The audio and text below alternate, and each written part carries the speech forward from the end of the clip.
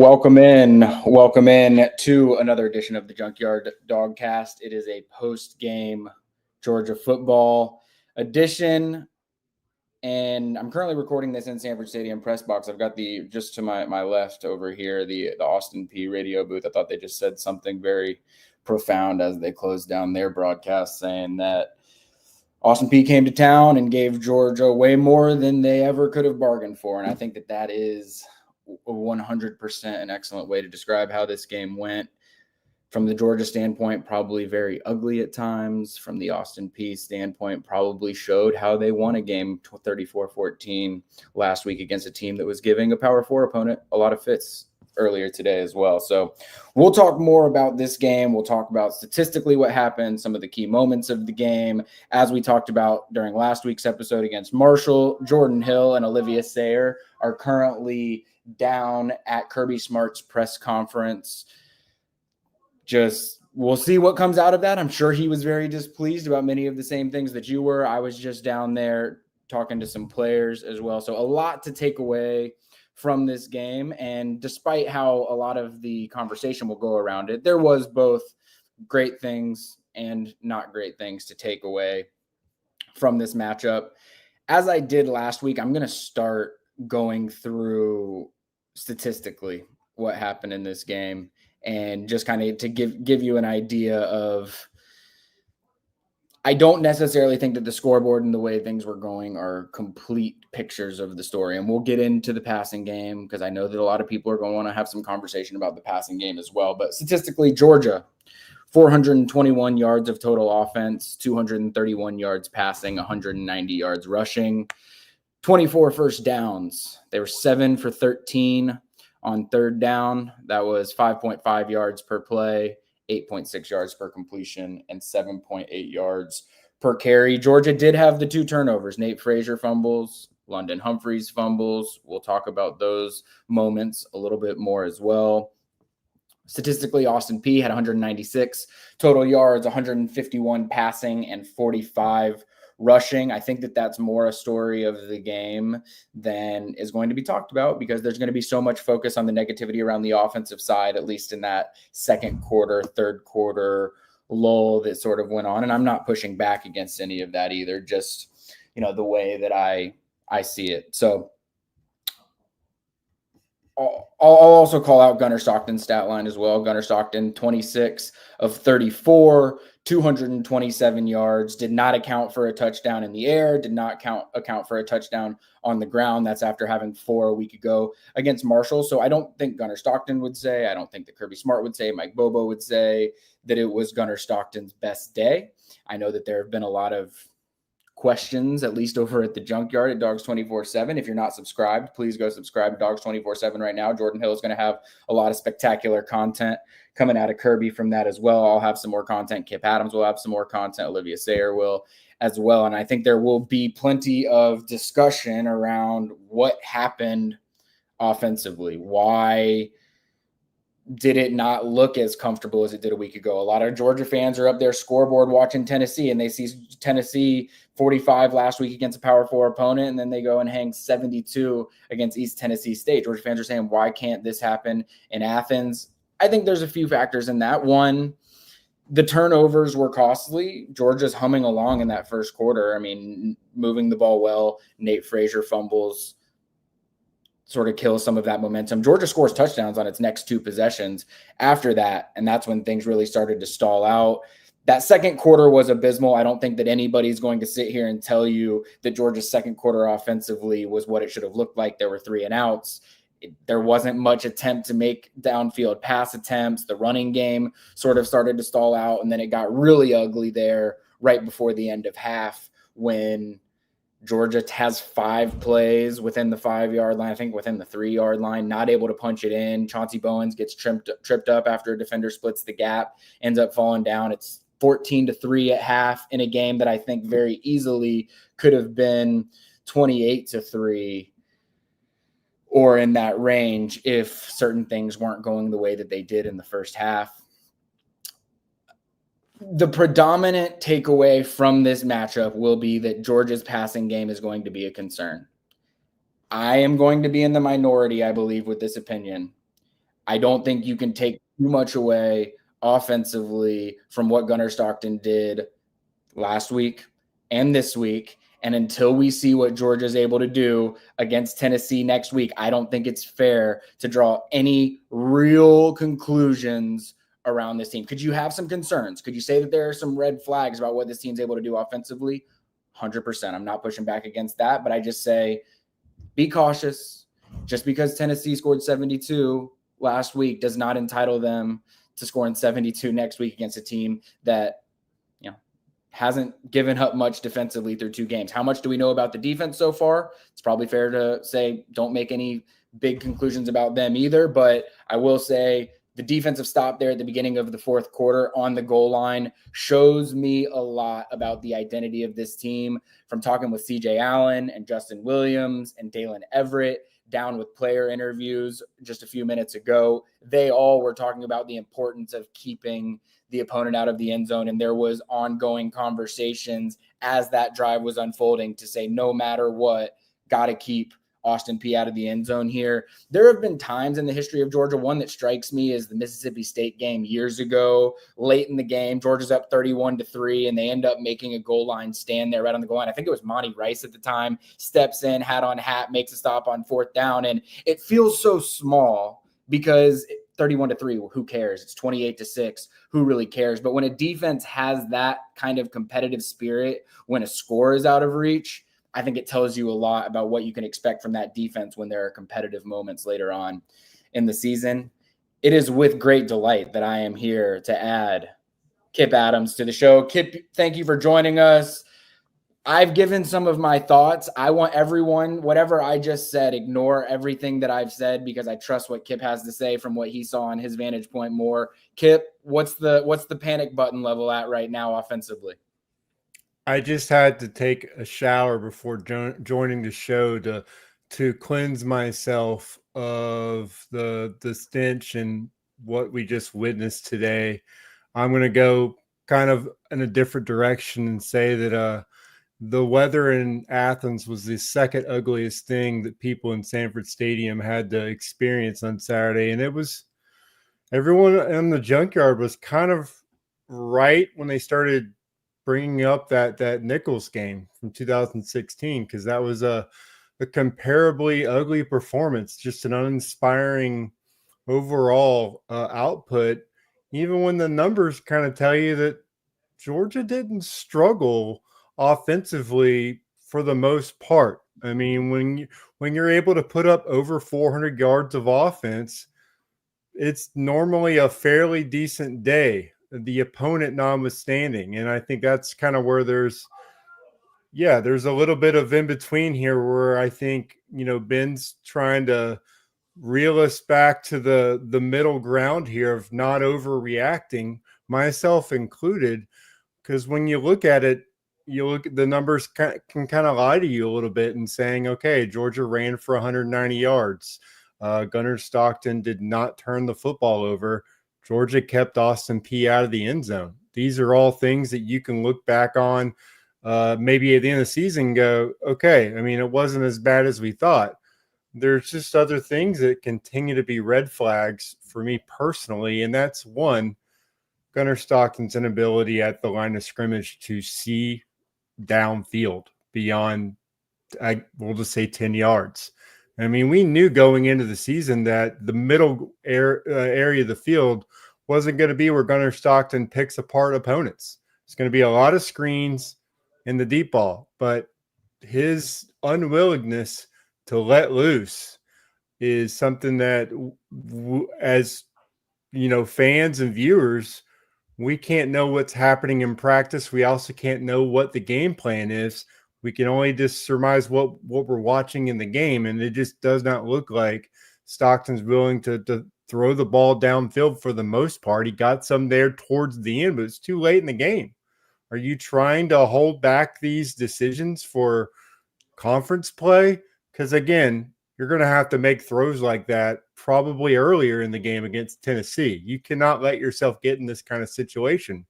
So for right now, I think there's reason for consternation, reason for fans to wonder.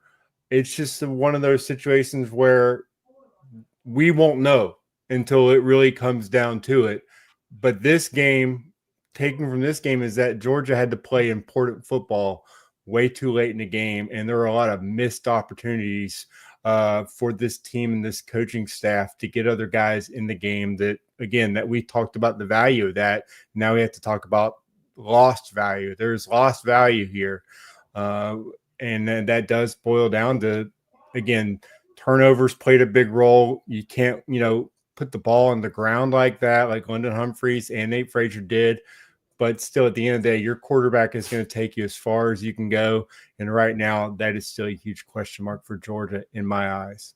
For anybody that's watching on YouTube or Twitter or Facebook, if you see me looking over to the side, there is a TV up of the South Florida game.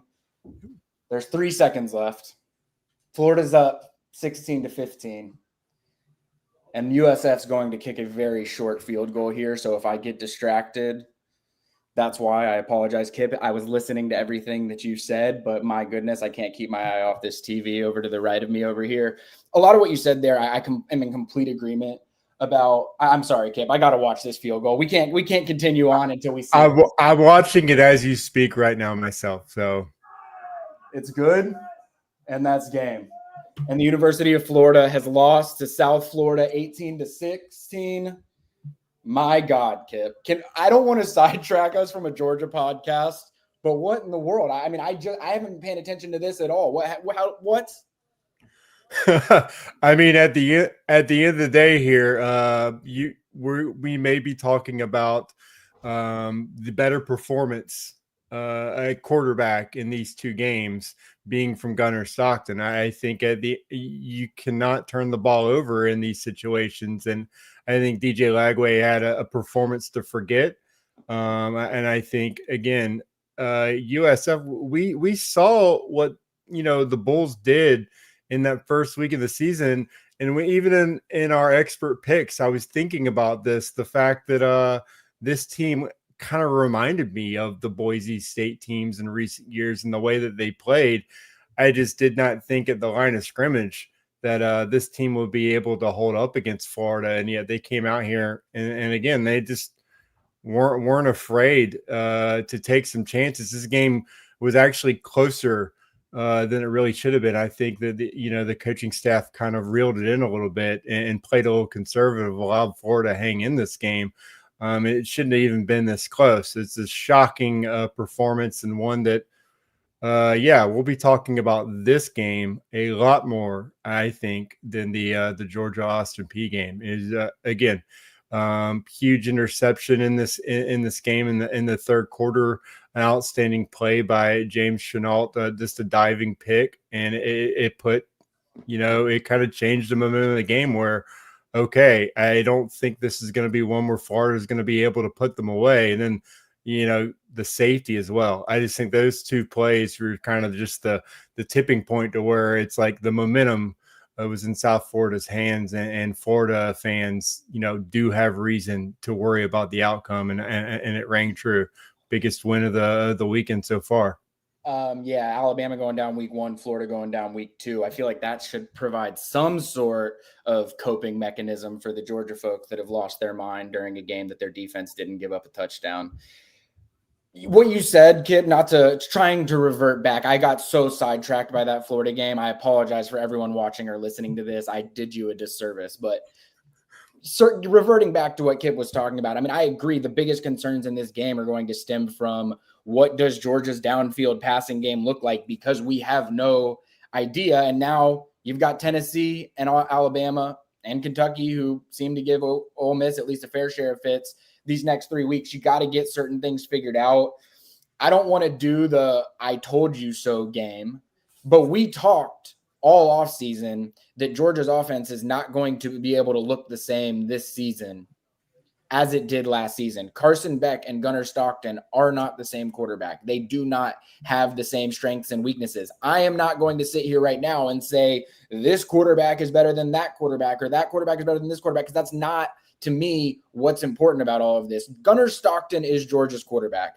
Until Georgia loses to Tennessee and Alabama, Gunnar Stockton's going to be Georgia's quarterback. And even then, he still might be Georgia's quarterback. So the conversation and all the Ryan Puglisi love that's happening, I love Ryan Puglisi too. Let's have realistic conversations. We've spent the last 4 years in the Georgia world saying Stetson Bennett can't be the quarterback. Stetson Bennett can't be the quarterback. Carson Beck turns the ball over too much. Every single one of those scenarios, Stetson was going to continue to be the quarterback. Carson Beck was going to continue to be the quarterback.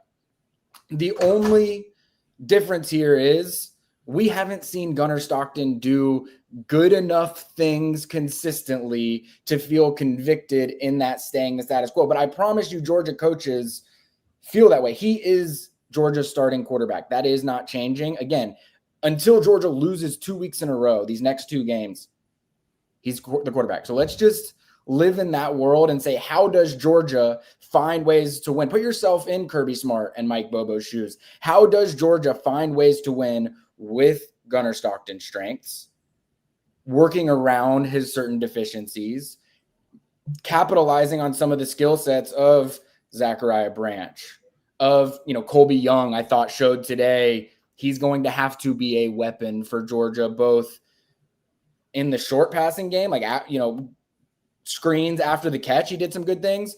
50-50 possession stuff, he's going to have to step up in a big way. And I think next week, Colby Young is going to have to assert himself as Georgia's best wide receiver, which right now I feel like that's the way that he's playing. I don't want to make too many, this is what Georgia's offense is, this is who Gunnar Stockton is, because I don't think truly until next week in Knoxville that we're going to know. Yeah, I think one of the other aspects that I guess we haven't really broken down, you may have and I missed it, but the goal line plays for Georgia right before halftime, where they had the ball at the 1 yard line, had multiple chances to get the ball in the end zone. Austin Peay inexplicably calling timeouts multiple times to give Kirby Smart more time to put the play call in that they want, and yet time runs out, the Chauncey Bowens gets hit for a 1 yard loss and they go into the half. That right there is another thing where we don't really know how well this offensive line is going to be able to play. They're rotating guys in multiple times. At one point early in the game, they had 7 players that had already been rotating in, as far as the right guard and right tackle are concerned, trying to find the right combination there. I thought when Bo Hewley came in the game and they had Glover rotating in as well at right guard, but I think when Bo came in, they played a little bit better. But that is an aspect where you saw the depth chart for Austin Peay. We're talking about, guys that, no offense to them, are like 5'11", 6 foot, 6'1", 240 to 270 pounds on their defensive line. There's really no excuse for whoever is in for Georgia on the offensive line to not be able to get enough push at the line of scrimmage so they can get the ball in the end zone there, much less the fact that maybe Gunnar should have been running, outside on a play or two there to give himself a chance to get that yard.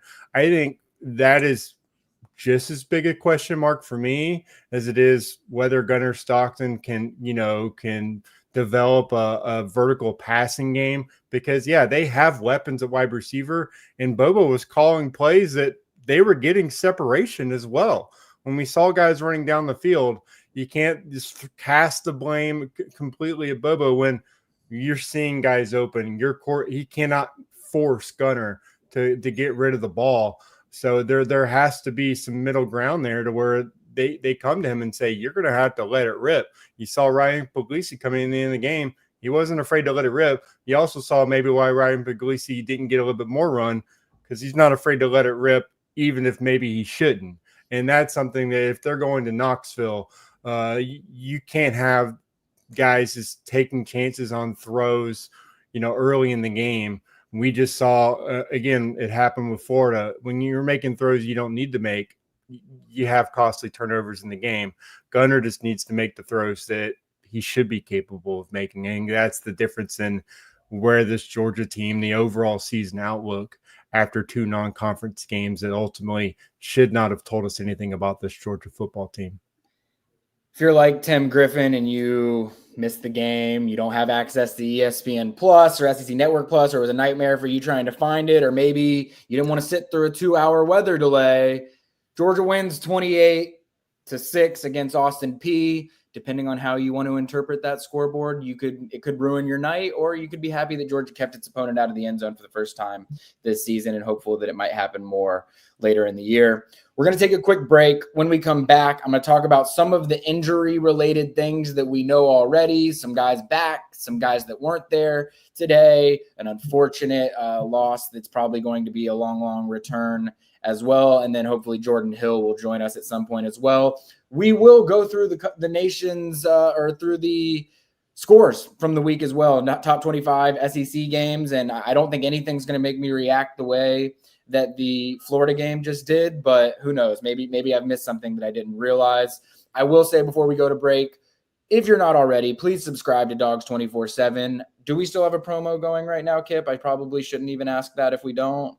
I think right now we're offering 60% off, which is still an outstanding deal. You may have just missed, the 75% off, but I think getting 60% off of anything is still an outstanding deal, and one that, you can rarely find these days. So jump on that if you still can. Absolutely. Jordan and Olivia are working their tail off right now. I think that Jordan will join us for this second portion of the show, and we can hear some things that Kirby Smart said, maybe some updates on things that Kip and I are not aware of yet. So we'll get to that after the break.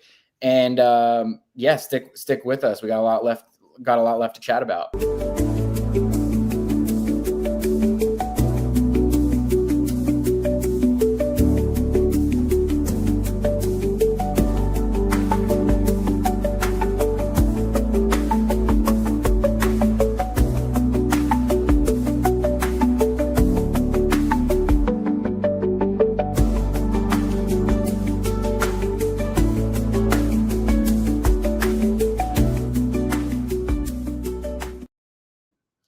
All right, Kip, a few notable injury-related items. Let's start with the good. Dalen Everett was back. I think anytime that your first-team All-SEC, preseason All-SEC corner is available is a good thing. He told me when I was down chatting with him that around Wednesday of this week, he really started feeling back to himself 100% again. He makes a nice play down on the goal line on that goal line stand that Georgia made. He was involved on, I think it was a second down shot to one of the back pylons. He covers that. I think you saw Dalen Everett is very comfortable back there, much more so than he was a couple of seasons ago. So just having him back and healthy, I don't even know the extent or nature of how significant his injury was. I think it was relatively precautionary last week holding him out, and then he was back being full go by Wednesday. So I think that he should be completely ready. He was, like I said, he was down talking with media after the game. That's usually a pretty good indicator that he's in a good spot health-wise. On the not good side of things, Ernest Green and Juan Gaston did not go today. That resulted in a few different rotations that Georgia was doing on the right side. We saw a little bit of Bo Hewley at right tackle. We saw a little bit of Michael Uni at right tackle. We saw some John Jackson at right tackle. We saw Michael Uni at right guard as well. He got the start at right guard. Donnie Glover got some run. Shout out Dontrell Glover. When you're an interior offensive lineman, I will add, an interior offensive lineman who was perceived as an undersized type of offensive lineman when he was getting recruited, he enrolls at Georgia in January, and in June rather. And the fact that he's in that rotation like that early, I think that's a big tip of the cap to Dontrell Glover. The injury story from the game probably was Ethan Barbour on that final play before half. Georgia's unable to punch it in, adding injury to insult, I guess you could say. He injures his ankle. They're labeling it a lower extremity injury. I mean, you could tell pretty visibly his foot got twisted around. He gets air casted, gets carted off. Really a bummer. Any injuries are bummers, but really a bummer for multiple reasons. It's a true freshman that I don't think anyone was expecting to be as involved as he's been through 2 weeks. And I think that was a great indicator he was going to be a feature part of this Georgia offense in a few different capacities. Ethan Barbour is just one of those guys you root for as well. He's uber competitive, works his tail off, is exactly the type of, I think the fire, passion, and energy thing is probably in the locker room is fair. I think it's probably been overplayed a little bit in the media, but I think that Ethan Barbour is on the field as much as he is early because he exhibits those qualities as much as any player that I've ever been around. I know he is so competitive and he loves football so much that this is going to hurt him emotionally, no matter how long it is that he's out. So I'm certainly sending my well wishes to Ethan Barbour, and we will see from a football standpoint, what does this mean? I mean, Georgia ran a I formation toss to Dwight Phillips at one point, and Ethan Barbour is sitting there as the fullback on that play. I don't know how much of that we should have been expecting to see. Are they still going to do that without Ethan Barbour out there? I have no idea, but most importantly, hope that he is able to recover as fast as possible. From an injury standpoint, Kip, I'm sure Jordan will be able to give us some more insights on certain guys, but what stands out to you? Is it more important that Dalen Everett's back? Is it worrisome that the other guys aren't? Like, what do you take away from all the injury things? It's tough, these non-conference games. You just try to get through them as injury-free as you can. I obviously hate that for Barbour because, I mean, the man came in and started his first game as a true freshman at tight end, right next to Oscar Delp. I mean, there are dudes in that room. I mean, you got Lawson Lucky in there. You got, Elias Williams impressed all camp. But here it is, Ethan showing he's worth being in the game early and playing 20-plus snaps in game one and look to be, just really building off that early in this game as well. Kirby Smart trusted in him early to play a pivotal role. So I think anybody that, earns playing time that quickly under Kirby Smart, it's got to be for a reason. Getting Everett back, yeah, I think that you were getting pretty solid play at that position, but being able to flex the depth there and getting Everett back, knowing that what we just saw Tennessee do, probably a pretty big deal that to have him in the fold, knowing that you're going to need all hands on deck next week on defense. I think especially a guy that tackles as well as Dalen Everett does. I mean, Ellis Robinson getting that first pick was huge, but I think if you look at the secondary and the cornerback room, that skill set's going to be, utilized early and often next week because from what I saw from Joey Aguilar, like he's an outstanding runner as a quarterback and someone that can really, make guys miss when needed. And as far as just running the offense and extending plays, he looked outstanding out there. I think that they have the guys at quarterback to really, again, make things go for the Volunteers. So I think you're going to, need to be able to bring Mike Matthews, to bring Chris Braswell down without giving up extra yards as well. So I do think it's big having him back. And we need to know what's going to happen along this offensive line. Now having back-to-back weeks without your week one starters for most of the game, what is going to be the combination that works, and are you going to have all your guys available? So I think it's a crucial week for this team, knowing all the goals and expectations they still have, and knowing that you're playing a team that's coming off as stronger performance as you can possibly have. And when you put up over 700 yards and 70 points, I don't care who it's against, because you just saw what can happen today. They're going to have that momentum. We've seen Tennessee have this kind of momentum going into a game against Georgia before and still come out flat. But at the same time, Georgia's not exactly playing its best football right now. So they got to I'm worried about those guys just getting out of Bloody Tuesday healthy, because I can only imagine what Kirby Smart's going to be doing with that megaphone over the next 72 hours. What we're going to do here, I'm going to go through some of the scores nationally and in conference. Jordan is finishing up some work items. So again, go to Dogs 24/7. He's going to have some things there. We're hoping that he's able to hop on at the end and we can maybe get some insights before we close down the show. I'm going to rapid fire through some of these scores, and then Kip, while we wait on Jordan, we can do a little look ahead to next week and what we think we should expect from Georgia next week in Knoxville. Number 1, Ohio State, 70-0 against Grambling. Number 2, Penn State, 34-0 against FIU.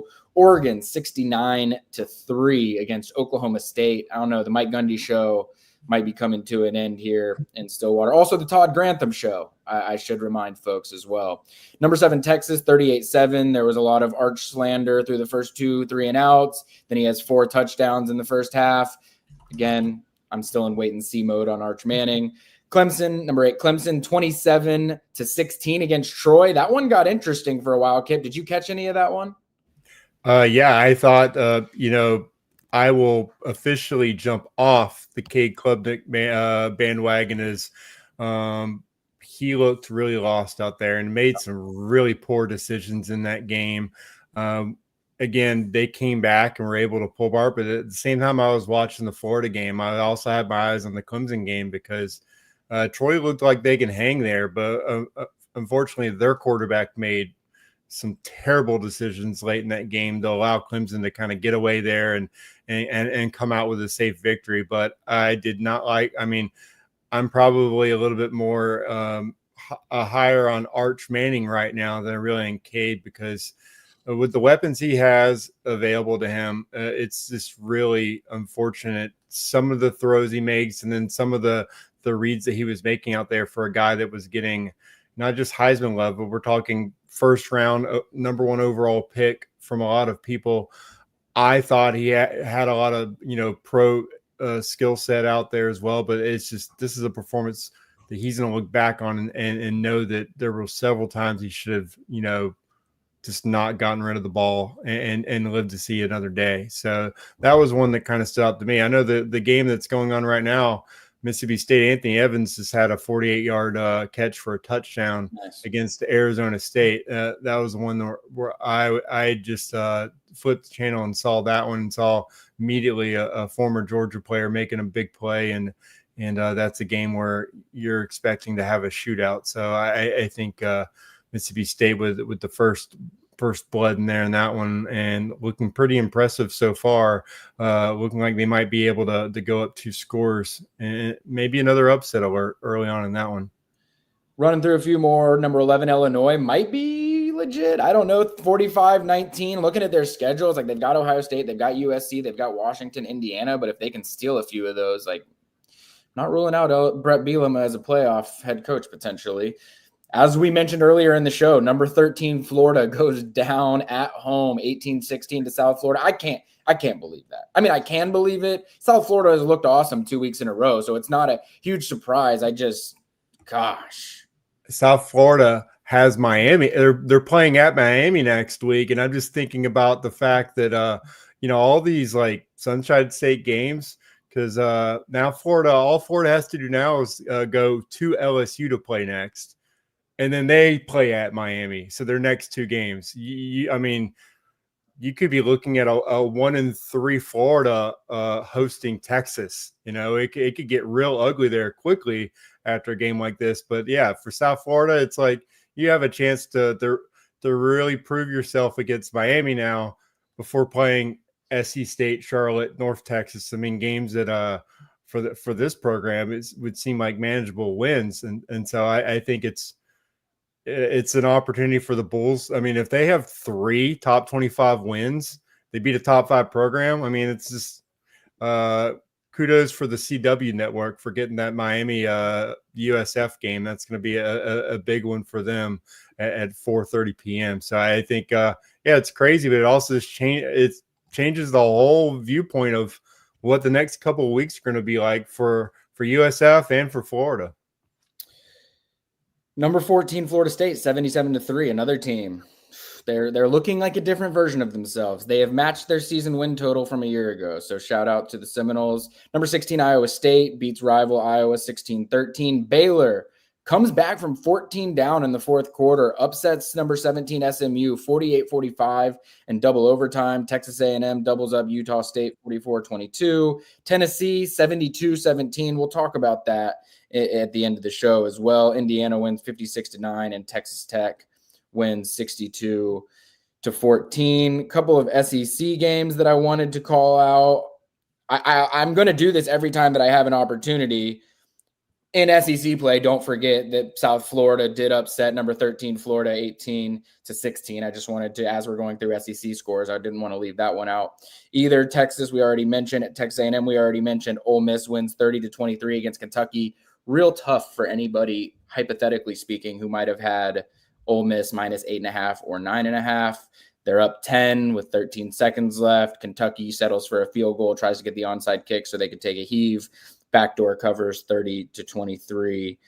And then Missouri, 42-31 over Kansas. It looked like Bo Pribula had a really good second half there. Alabama's up 14-0 early in the first. Virginia Tech's up 10-7 early on Vanderbilt in the first half. Auburn's up 14-0 on Ball State. And then the game of the night, I would say Oklahoma 7, Michigan 0 early in the first quarter. Kip did already mention Mississippi State up 10-0 against Arizona State. All right.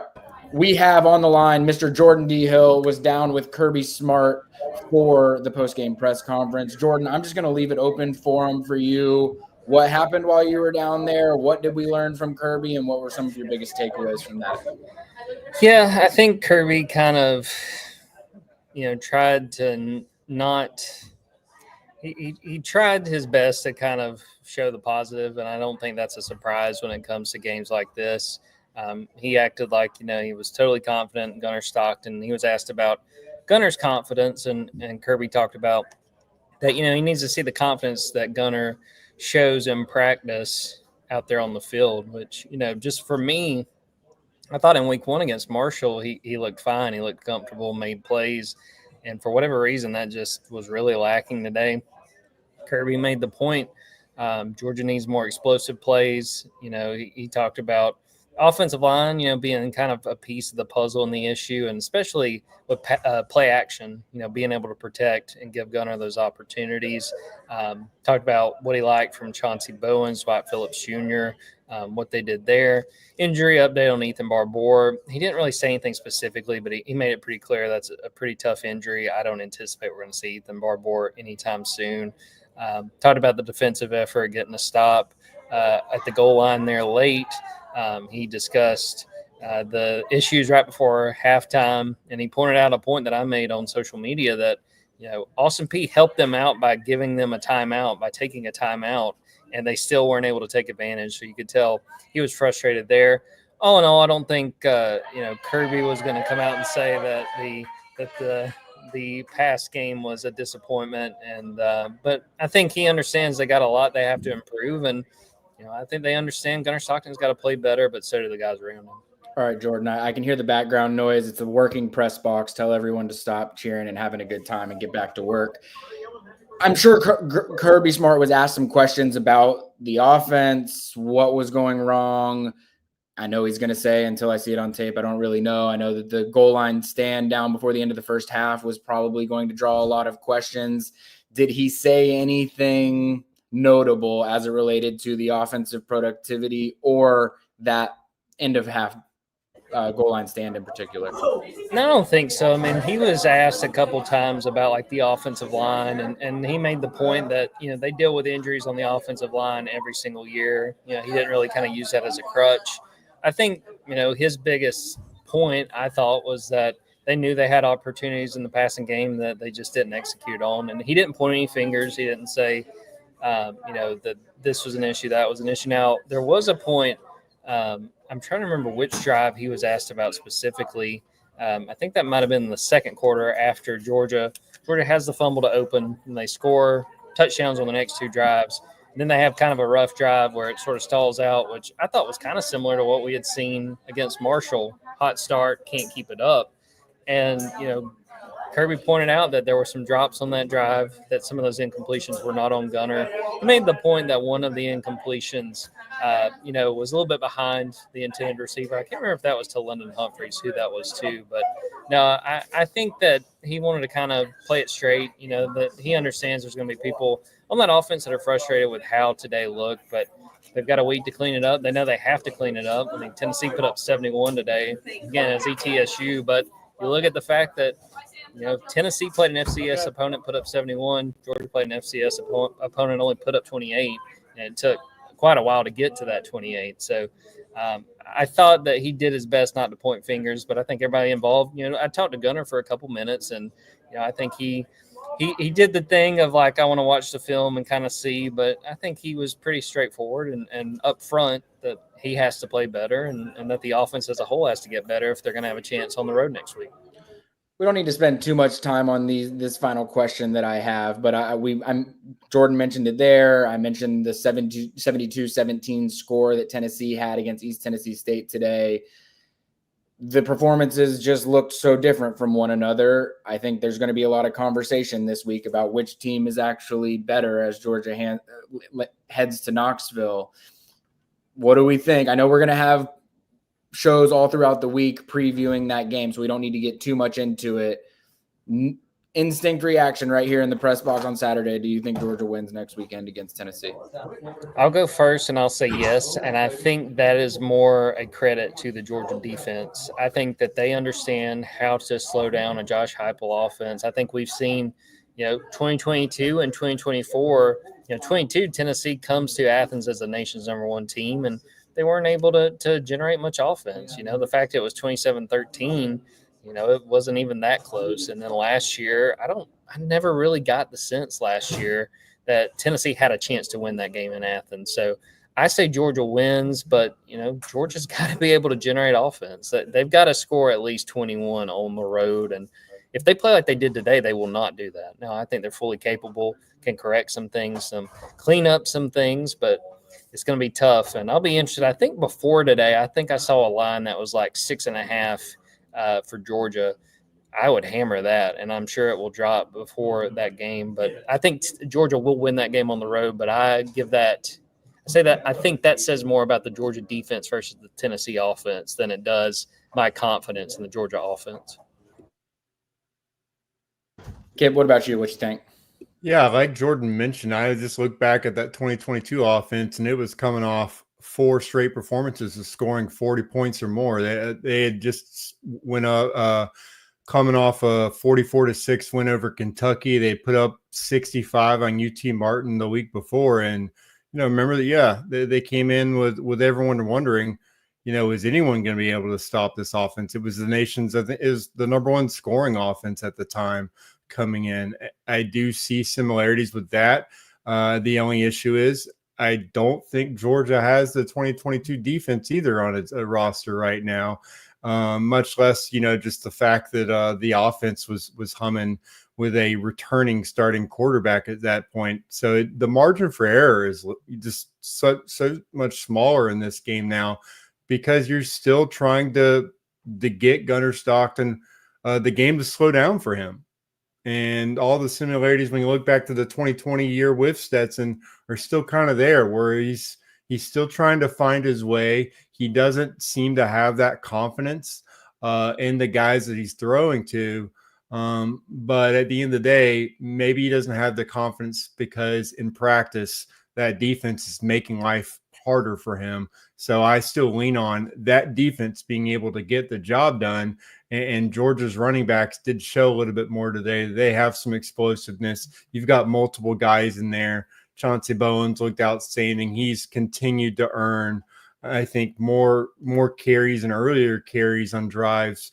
Still not getting double-digit carries for Peanut, I think, is a disservice to this offense. And I think they're probably going to need him to have, 10 to 12 touches in this game. But with those guys and knowing that Kirby Smart does seem to have the blueprint for how to stop a Josh Heupel offense, I think Georgia can win a close one, but it could come down to a field goal. And I think luckily for Georgia, they have one of the most steady kickers in the country and a guy that I think could be the difference in the game in Peyton Woodring.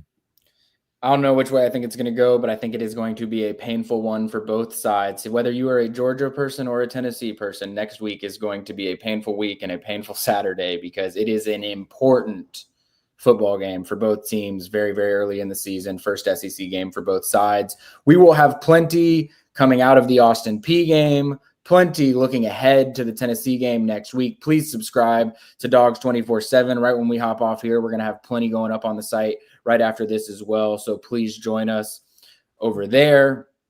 Appreciate everyone who joined us live. Appreciate everyone who's watching or listening after the fact. Sorry for anyone that had to experience me watching the end of that South Florida game while we were live on the first half of the show, because you got some really bad podcasting for about 2 minutes, but we appreciate you for sticking through with us as well. For Kip Adams, for Jordan Hill, I'm Benjamin Wolk. This was another episode of the Junkyard Dawgcast, and we will see you all next week.